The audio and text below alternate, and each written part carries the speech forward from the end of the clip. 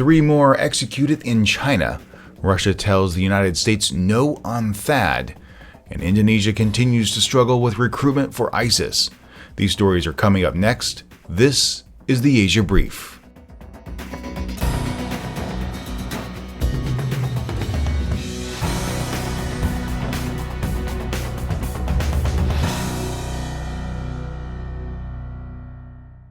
Good morning, everyone. It is a wonderful Wednesday, March 25th. My name, of course, is Steve Miller, and it is an absolute pleasure to be back here today. I hope you're having a fantastic day, and I want to thank you for spending a moment of your day with us here today on the Asia Brief. Let's go ahead and get started with our very first story. 3 men were executed in China on Tuesday for their roles in a rampage in Kunming that wound up killing 31 people. According to the government, the attack was carried out by knife-wielding separatists hailing from the Xinjiang region. Those killed were convicted of homicide and leading a terrorist organization. During the attack last March, 141 additional people were injured. Dilshat Rashid of the World Uyghur Congress said the defendants were denied a fair trial. Quote, China's use of the death penalty as a political tool does not address the root of the problem. China continues to make use of this incident to incite discrimination against Uyghurs, end quote. Uyghurs claim to be persecuted and that their rights are being suppressed in the Xinjiang region by both the Han Chinese majority and by policies coming out of Beijing.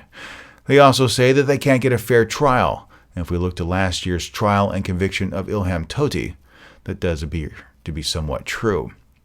Still, there's absolutely no excuse to going on to a train platform and slaughtering many.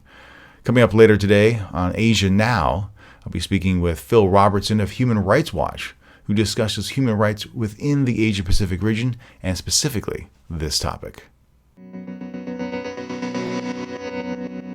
Saying it would threaten regional security, Russia urged the United States not to deploy THAAD on the Korean Peninsula.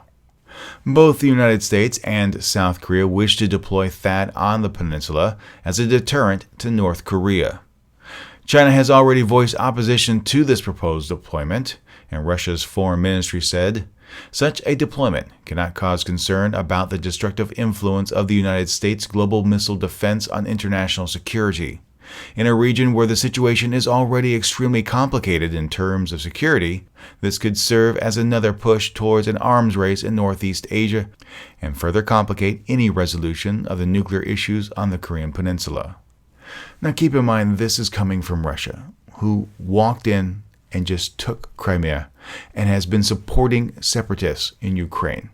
Talk about the pot calling the kettle black and changing the status quo and raising regional tensions. Now, the case could be made that deploying THAAD in South Korea could escalate the situation and ultimately push Kim Jong-un back into a corner. And as RAND Corporation's Bruce Bennett said, if Kim is pushed back into a corner, well, there's no telling what he could do. However, right now, all Kim does is rattle his sabers and nothing else.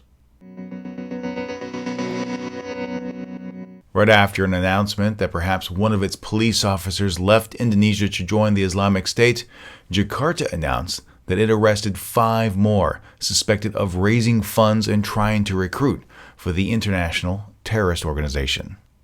The arrests were made Saturday in the suburbs of Jakarta. Vice Chief of Police General Badrodin Haiti says, we're in the midst of an investigation, but based on the initial data we have, they are involved in ISIS network. Specifically, the police chief identified passports, plane tickets, mobile phones, and cash. The accused also haven't been given the ability to publicly respond to the charges. Indonesia has been cracking down hard on anyone recruiting for ISIS or thought to be joining them. One of the penalties these individuals may face is loss of Indonesian citizenship. Vice President Yusuf Kala says the ISIS problem is not only ideological. Initially, it was ideological, but then there was political turmoil, the weakening of government authority, and also economic problems. Din Shamsuddin, chairman of the moderate Islamic group Muhammadiyah, said, indeed, ISIS and terrorism are a threat, not only for Muslims, but also against humanity and civilization as a whole. What they do is seriously endanger civilization and simultaneously destroy Islam. ISIS is a clear threat, especially as they continue to recruit individuals not only in Indonesia, but around the globe. Now, why are they looking to Indonesia to recruit new members? Peter Chalk, the RAND Corporation. Well, I think part of it goes to the group really wants to stamp itself as an international organization, one that has transnational following beyond the Middle East. And I think that they see that as very important to legitimizing its cause amongst the wider Islamic world. The other aspect here is that Southeast Asia, particularly Indonesia, has actually historically played quite an important role in terms of providing recruits. And you'll be able to hear the rest of that conversation with Peter Chalk on Friday's Asia News Weekly podcast. Well, those are today's stories. I hope you'll take a moment to leave a comment and share your thoughts about them. You can do that in the comments on Facebook or Twitter.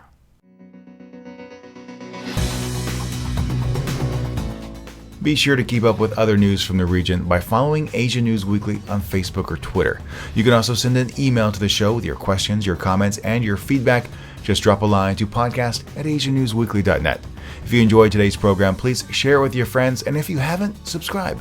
It's absolutely free. It can be done here or on our website, asianewsweekly.net, or in your favorite podcast application like iTunes or Stitcher. Well, my friends, that is it for me today. It's been a pleasure spending some time with you. I hope you enjoyed it as well. But until next time, my name is Steve Miller, reminding you to be true to yourself and always be awesome.